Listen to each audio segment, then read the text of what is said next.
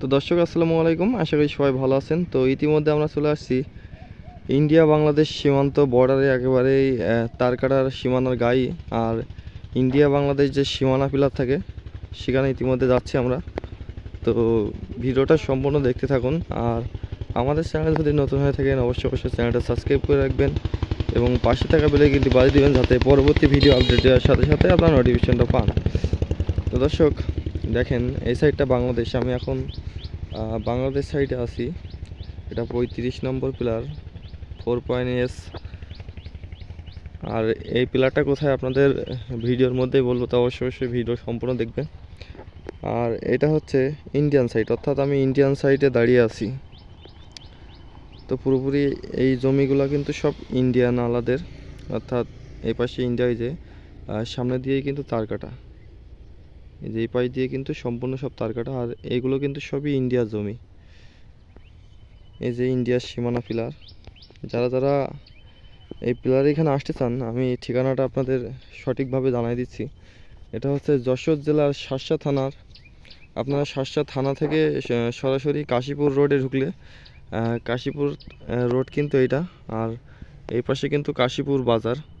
তো কাশীপুর বাজার এবং পাকশি বাজারের মাঝখানে মাঠের ভেতরে এই পিলারটা।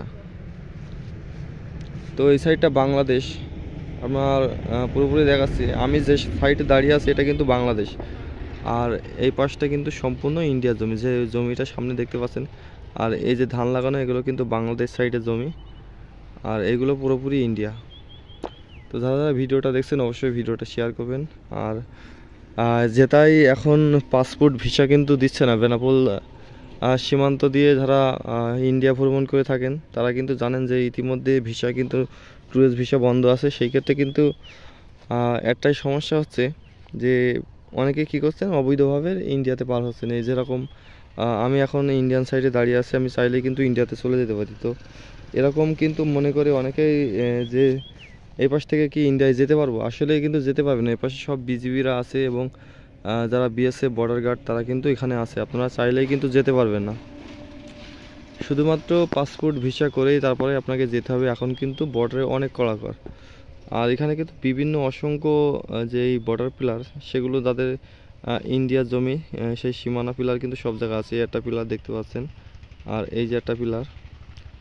তো যারা যারা অনেকেই মনে করছেন যে আমরা এই পাশ দিকে বর্ডার দিয়ে চলে যেতে পারবো ইন্ডিয়াতে, এরকম কোনো ব্যাপার না। আপনারা এমনি কিন্তু যেতে পারবেন না, শুধুমাত্র যে বর্ডারের কাছে এসে দেখতে পারবেন এই পিলারগুলো আছে, এই যে এইগুলোই শুধু দেখা যাবে, তাছাড়া কিন্তু আপনারা কিছু দেখতে পাবেন না। এই ছিল মূলত আজকের ইন্ডিয়া ভ্রমণ সকল যাত্রীদের জন্য একটা গুরুত্বপূর্ণ ভিডিও।